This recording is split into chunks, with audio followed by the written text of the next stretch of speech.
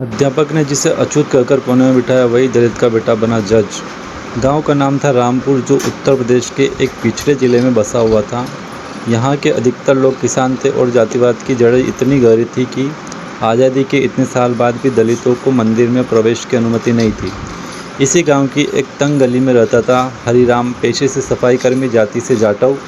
उसका जीवन संघर्षों से भरा हुआ था, लेकिन उसकी आंखों में एक सपना था, अपने बेटे राधेश्याम को पढ़ा लिखा कर बड़ा आदमी बनाना। बड़ा आदमी से उसका तात्पर्य था कोई ऐसा जो सम्मान पाए, सिर उठाकर चले और जिससे कोई नीच कहकर पेश ना आए। राधेश्याम जब पैदा हुआ तो गांव की कुछ ऊंची जाति की औरतों ने ताना मारा, झाड़ू बर्तन करने वाले का बेटा क्या करके करेगा पढ़ लिख कर, बाप की तरह ही नालियों में ही घुसेगा। लेकिन हरिराम ने उनकी बातों को अनसुना कर दिया। उसने अपनी पत्नी कौशल्या से वादा किया कि हमारा बेटा झाड़ू नहीं, कानून की किताब उठाएगा। राधेश्याम की पढ़ाई की शुरुआत गांव के सरकारी स्कूल से हुई। स्कूल में उसका मन तो लगता था, लेकिन जातिवादी भेदभाव उसे भीतर ही भीतर तोड़ता था। अध्यापक तक उसे अछूत समझकर अलग बिठाते। तू पीछे बैठ राधेश्याम, वहाँ कोने में। कई बार उसे टिफिन भी नहीं खाने दिया जाता, क्योंकि उसके खाने का डिब्बा छू गया था। लेकिन राधेश्याम को पढ़ाई से प्यार था। वह जानता था कि यह दर्द एक दिन उसका हथियार बनेगा। एक दिन स्कूल में प्रधान अध्यापक ने पूछा, क्या बनना है तुझे? राधेश्याम ने जवाब दिया, जज। पूरा स्कूल हंस पड़ा। किसी ने नहीं सोचा था कि सफाई कर्मी का बेटा ऐसा सपना देख सकता है। राधेश्याम ने 10वीं की परीक्षा जिले में टॉप करके पास की। पूरे गांव में हलचल मच गई। अरे वो चमार का छोरा पास हो गया टॉप करके। लेकिन असली लड़ाई अब शुरू हुई। 11वीं और 12वीं की पढ़ाई पास के शहर में करनी थी। पैसे नहीं थे। हरिराम ने दूसरों के घरों में 2 गुना काम करना शुरू कर दिया। कौशल्या ने खेतों में मजदूरी की, खुद भूखे रहकर बेटे की फीस भरी। राधेश्याम रोज 5 किलोमीटर पैदल चलकर कॉलेज जाता, पुरानी किताबों से पढ़ता और हर परीक्षा में अव्वल आता। राधेश्याम ने 12वीं में फिर टॉप किया। अब बारी थी ग्रेजुएशन की, लेकिन अब लड़ाई और कठिन हो गई। गांव से शहर जाना था। इलाहाबाद विश्वविद्यालय में दाखिला मिल गया, लेकिन खर्च कैसे उठाया जाए? हरिराम ने अपनी पत्नी से कहा, कौशल्या, मुझे लगता है अब हमें वो गाय बेचनी पड़ेगी। कौशल्या की आंखें भर आई। वो गाय की ही उनके दूध का एकमात्र साधन थी, लेकिन बेटे के भविष्य के आगे सब कुछ अच्छा था, तुच्छ था। गाय बिकी। राधेश्याम को हॉस्टल में जगह मिली। वहाँ जाति नहीं पूछी जाती थी, लेकिन व्यवहार में फ़र्क अब भी था। कुछ छात्र उसके कपड़े, भाषा और रंग का मजाक उड़ाते थे। अरे ये तो गांव की का देहाती है, और सुनो, इसकी चप्पलें तो देखो, जैसे मेला घूमने आया हो। राधेश्याम चुप रहता, लेकिन रात को आंखों से आंसू बह निकलते। फिर सुबह उठकर किताबें खोल लेता। उसे पता था कि वक्त सबसे बड़ा जवाब होता है। राधेश्याम को पहली बार डॉक्टर भीमराव अंबेडकर की किताब जाति का उन्मूलन हाथ लगी। वह पूरी रात रोता रहा। उसे लगा जैसे किसी ने उसके जख्म को कुरेद दिया। वह अब सिर्फ पढ़ना नहीं चाहता था, समाज को बदलना चाहता था। उसने कानून की पढ़ाई करने का संकल्प लिया और LLB में दाखिला लिया। अब भी रास्ता आसान नहीं था। कभी कभी पूरे दिन भूखा रहकर लाइब्रेरी में बैठा रहता, लेकिन उसके दिमाग में केवल एक ही आवाज़ गूंजती, मैं दलित का बेटा हूँ, लेकिन एक दिन मैं न्याय की कुर्सी पर बैठूंगा। अब बारी थी उत्तर प्रदेश प्रांतीय सिविल सेवा एग्ज़ाम की, एक कठिन परीक्षा जिसे हर लाखों छात्र देते थे। राधेश्याम ने कोचिंग नहीं ली, पैसा नहीं था। पुरानी किताबें से इंटरनेट कैफ़े में बैठकर रात रात भर जागकर तैयार की। परीक्षा दी और फिर रिज़ल्ट का इंतज़ार शुरू हुआ। वो दिन आया, रिज़ल्ट निकला। लोगों ने व्हाट्सएप पर लिस्ट भेजनी शुरू की। राधेश्याम अपने कमरे में बैठा था, आंखें बंद थी। तभी उसके दोस्त ने दरवाज़ा खटखटाया।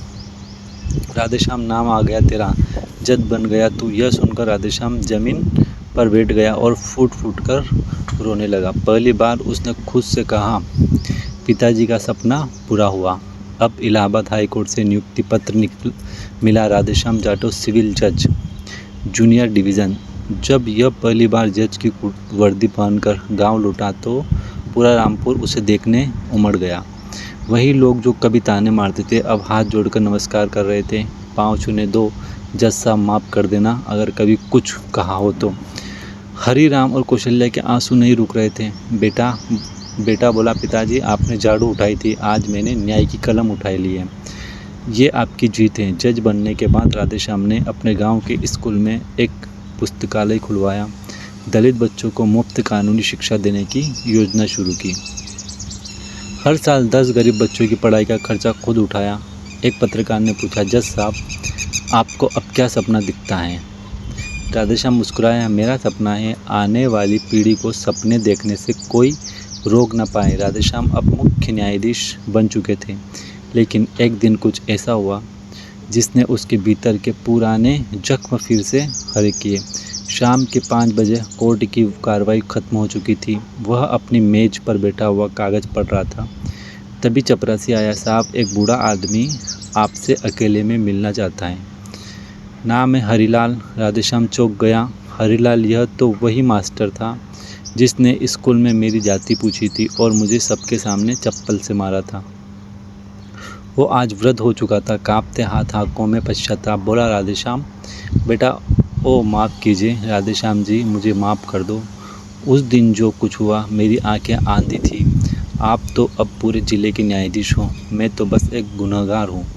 राधेश्याम की आंखें भर आई, लेकिन आवाज़ में मजबूती थी। गुनहगार वो नहीं जो गलती करता है, गुनहगार वो होता है जो उसे स्वीकार नहीं करता। आपने अपनी गलती मानी, यही सबसे बड़ा प्रायश्चित है। हरीलाल राधेश्याम के पैर छूने लगे। राधेश्याम ने झुककर उन्हें गले लगा लिया। उस रात का भाषण इतिहास बन गया। अगले ही दिन एक संविधान समारोह में राधेश्याम को मुख्य अतिथि के रूप में बुलाया गया। वहाँ प्रदेश के मंत्री, न्यायाधीश और सैकड़ों छात्र उपस्थित थे। उनसे कहा गया, आपकी कहानी पूरे देश के बच्चों को बताई जाएगी, कृपया मंच पर आकर कुछ कहें। राधेश्याम माइक पर आया। मंच शांत हो गया। उसने बोला शुरू किया, मैंने जीवन में 3 बड़े सत्य देखे हैं। पहला, दलित होना अपराध नहीं, लेकिन चुप रहना गुनाह है। दूसरा, शिक्षा सबसे शांत लेकिन सबसे शक्तिशाली हथियार है। तीसरा है, न्याय मंदिर नहीं, एक संकल्प है हर कमज़ोर के लिए। मुझे मेरी जाति याद दिलाई गई थी 1000 बार, लेकिन हर बार मैंने अपनी किताबें खोली। भूख थी, गरीबी थी, अपमान था, लेकिन मेरे माँ बाप का विश्वास सबसे बड़ा आशीर्वाद था। आज मैं जज हूँ, लेकिन असली जज वो किसान था जिसने अपने बेटे को खेतों के बजाय किताबों में डुबो दिया। अगर आप भी दलित हैं या पिछड़े हैं या कोई आपको नीचा दिखाता है तो जवाब मत दीजिए, बस मेहनत कीजिए, क्योंकि एक दिन वही लोग आपके कोर्ट में खड़े होंगे और आप गाउन पहनकर उनका केस सुन रहे होंगे।